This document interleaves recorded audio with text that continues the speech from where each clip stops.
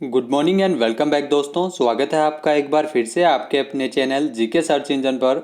आज है 15 जनवरी और 15 जनवरी से रिलेटेड राजस्थान करंट अफेयर्स के जितने भी इंपॉर्टेंट क्वेश्चन हैं सभी हम इस वीडियो में डिस्कस करने वाले हैं। तो पूरा वीडियो बहुत ध्यान से देखें और वीडियो के एंड में मैं आपसे क्वेश्चन पूछूंगा जिसका आंसर आपको कमेंट बॉक्स में देना है।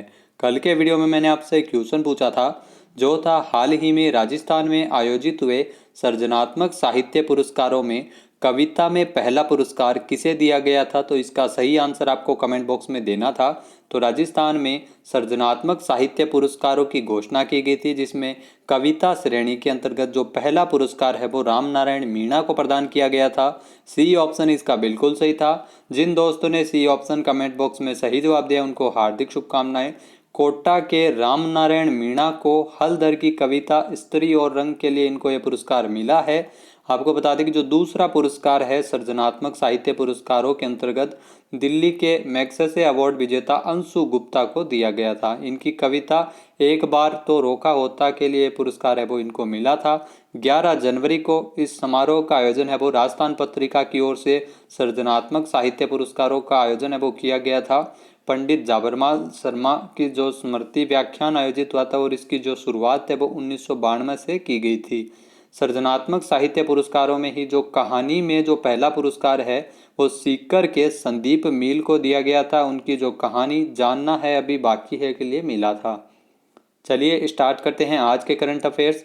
पहला क्वेश्चन है हाल ही में राजस्थान में किसे विश्व के सबसे प्रभावी 1 लाख चिकित्सा वैज्ञानिकों की सूची में 108वें स्थान पर रखा गया है। तो राजस्थान से जो डॉक्टर राजीव गुप्ता को विश्व के सबसे प्रभावी 1 लाख चिकित्सा वैज्ञानिकों की सूची में 108वें स्थान पर रखा है। सी ऑप्शन इसका बिल्कुल सही है। आइए जानते हैं इंपॉर्टेंट फैक्ट्स। तो देश में जो ख्याति प्राप्त जयपुर के प्रमुख चिकित्सक है एवं हृदय रोग विशेषज्ञ डॉक्टर राजीव गुप्ता को स्टैनफोर्ड यूनिवर्सिटी की ओर से जारी की गई जनरल और इंटरनल मेडिसिन विशेषज्ञता के क्षेत्र में विश्व के सबसे प्रभावी 1 लाख चिकित्सा वैज्ञानिकों की सूची में स्थान मिला है। इनको 108वें स्थान पर रखा गया है।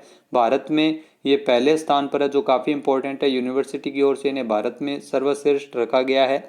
देश का गौरव बढ़ाने वाले डॉक्टर राजीव गुप्ता है वो प्रिवेंटिव कार्डियोलॉजी एवं इंटरनल मेडिसिन के अध्यक्ष के रूप में इंटरनल हार्ट केयर सेंटर अस्पताल जयपुर में कार्यरत है और इसके अलावा ये हार्ट फेडरेशन जिनेवा बोर्ड के सदस्य भी है। तो इनको 108वें स्थान पर रखा गया है। इस सूची में स्टैनफोर्ड यूनिवर्सिटी की ओर से ये रिपोर्ट जारी की गई है और देश विदेश में कई अनुसंधान और शोध कार्य कर चुके हैं। डॉक्टर राजीव गुप्ता है वो पिछले 40 साल से हृदय रोग बीमारी महामारी विज्ञान और हृदय रोग निवारण अनुसंधान के क्षेत्र में कार्य कर रहे हैं।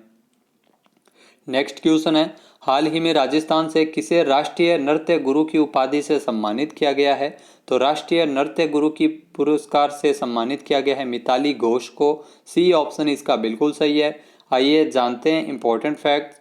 तो जयपुर की जो नृत्य गुरु है मिताली घोष जिसको राष्ट्रीय नृत्य गुरु की उपाधि से सम्मानित किया गया है। गवर्नमेंट ऑफ ओडिशा की ओर से आयोजित नृत्य संगीत उत्सव कटक महोत्सव 2021 में इन्हें यह उपाधि प्रदान की गई है। यह सम्मान मिताली को नृत्य के क्षेत्र में कला को बनाए रखने और बढ़ावा देने के लिए अपनी नृत्य की शिक्षाओं को नृत्य के क्षेत्र में अग्रसर करने के लिए पुरस्कार है वो मिला है। तो जयपुर की नृत्य गुरु मिताली घोष को यह पुरस्कार है वो दिया गया है। राष्ट्रीय नृत्य गुरु की उपाधि से सम्मानित किया है। नेक्स्ट यहाँ पे क्वेश्चन है हाल ही में हिंदुस्तान जिंक के जिंक सिमुलेटर देबारी को प्रतिष्ठित आईसीसी एनवायरनमेंट एक्सीलेंस अवार्ड 2020 से नवाजा गया है। ये किस जिले में स्थापित है। तो आपको बता दें कि जो हिंदुस्तान जिंक का जिंक सिमुलेटर देबारी है वो उदयपुर में स्थापित है। इसको आईसीसी एनवायरनमेंट एक्सीलेंस अवार्ड 2020 मिला है। सी ऑप्शन इसका बिल्कुल सही हो जाएगा। आइए जानते हैं इंपॉर्टेंट फैक्ट्स। तो उदयपुर जिले में हिंदुस्तान जिंक का जो जिंक सिमुलेटर देबारी है वो स्थापित किया गया है। पर्यावरण प्रबंधन में प्रतिष्ठित आईसीसी एनवायरनमेंट एक्सीलेंस अवार्ड 2020 से नवाजा गया है इस कंपनी को। यह अवार्ड कंपनी की पर्यावरण प्रतिबद्धता को दर्शाता है। कंपनी ने माइनिंग और सिमुलेटर के संचालन में पर्यावरण के लिए अनुकूल कदम उठाए हैं और भविष्य में भी लगातार नवाचार की परियोजना पर कार्य चल रहा है। तो 14वें आईसीसी एनवायरनमेंट एक्सीलेंट अवार्ड है वो वितरित किए गए थे, जिसमें जिंक सिमुलेटर देबारी जो उदयपुर में कार्यरत है, ये हिंदुस्तान जिंक के लिए माइनिंग के क्षेत्र में कंपनी कार्यरत है और इसीलिए इनको पुरस्कार है वो मिला है पर्यावरण के क्षेत्र में उत्कृष्ट कार्य करने के लिए।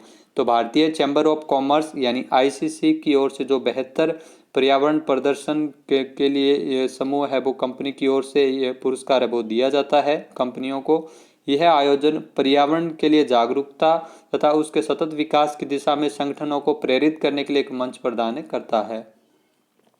नेक्स्ट यहाँ पे क्वेश्चन है, हाल ही में बांसवाड़ा जिले की स्थापना करने वाले भील राजा बांसिया की अश्वारोही प्रतिमा का अनावरण किसके द्वारा किया गया है? तो हाल ही में बांसवाड़ा में अश्वारोही प्रतिमा का अनावरण किया गया है भील राजा बांसिया की। तो इसका अनावरण किया मुख्यमंत्री अशोक गहलोत ने।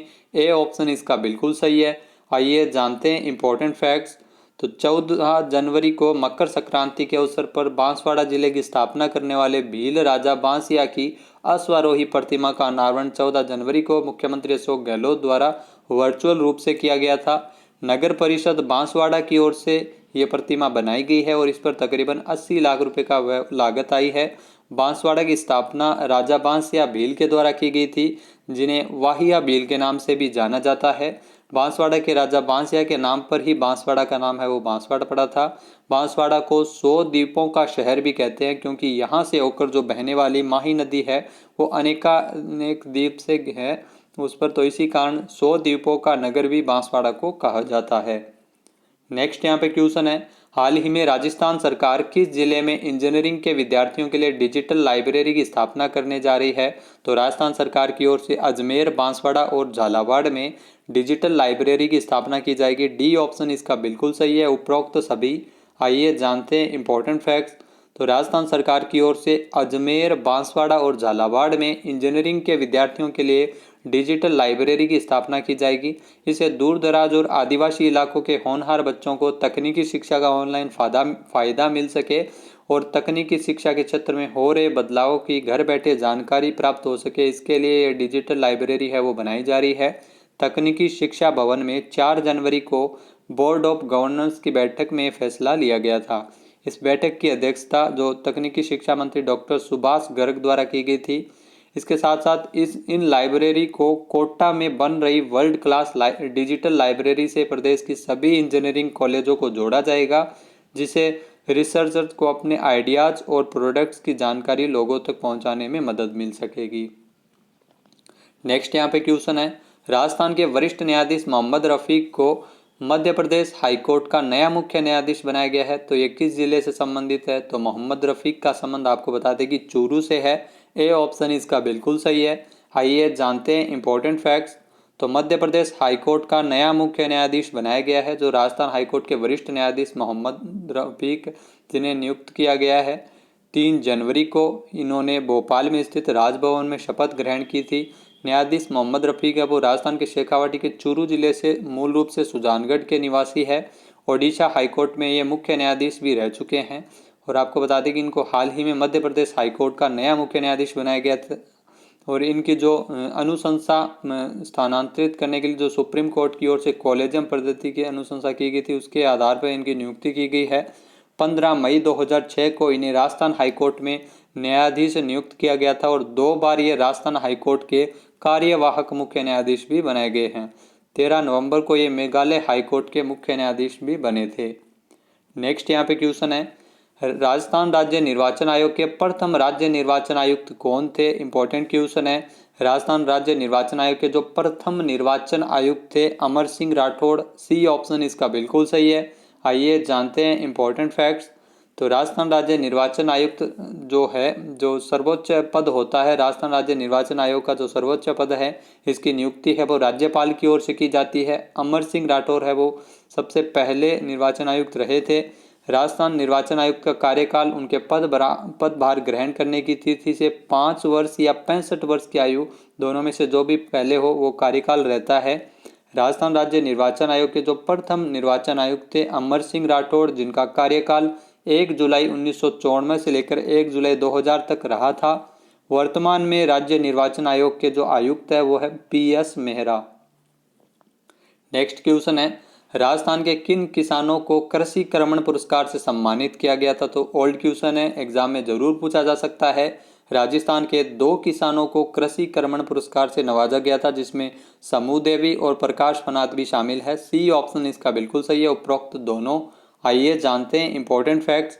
तो राजस्थान से समूह देवी एवं प्रकाश फनात को कृषि कर्मण अवार्ड फॉर प्रोग्रेसिव फार्मर से नवाजा गया था।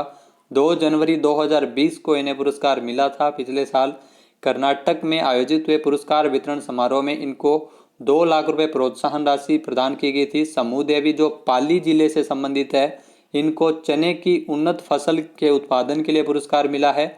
और उसके अलावा जो प्रकाश फनात है वो राजस्थान के डूंगरपुर जिले के सेमालिया गांव से है और इनको उड़द की उन्नत फसल के उत्पादन के लिए पुरस्कार दिया गया है। नेक्स्ट यहाँ पे क्वेश्चन है, 2022 में फीफा द्वारा अंडर 17 महिला विश्व कप का आयोजन किस देश में किया जाएगा? तो वर्ष 2022 में फीफा की ओर से जो अंडर 17 महिला विश्व कप का आयोजन है वो भारत में किया जाएगा। ए ऑप्शन इसका बिल्कुल सही है।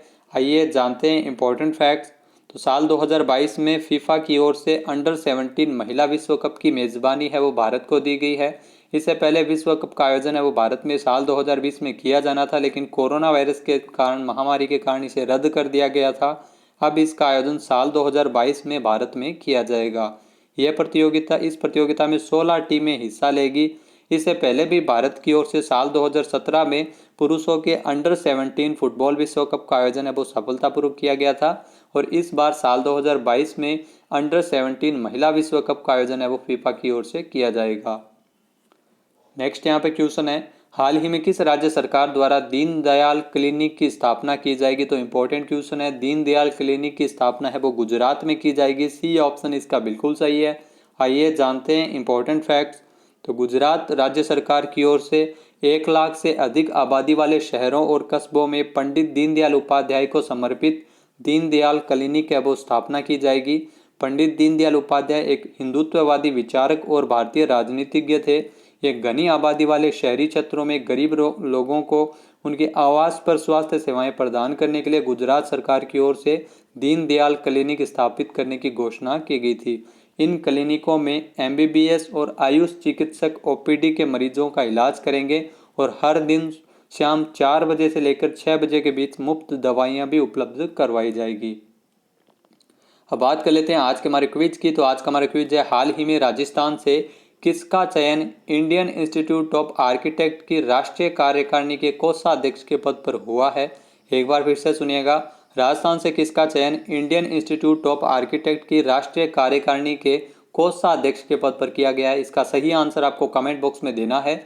और अगर ये वीडियो आपको पसंद आए तो इसे लाइक और शेयर जरूर करें। साथ ही साथ हमारे चैनल को भी जरूर सब्सक्राइब करें।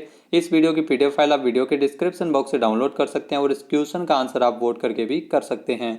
वीडियो कैसा लगा कमेंट बॉक्स में जरूर बताएं। वीडियो को ज़्यादा से ज़्यादा शेयर करें, लाइक करें। वीडियो देखने के लिए धन्यवाद। जय हिंद, जय भारत, जय राजस्थान।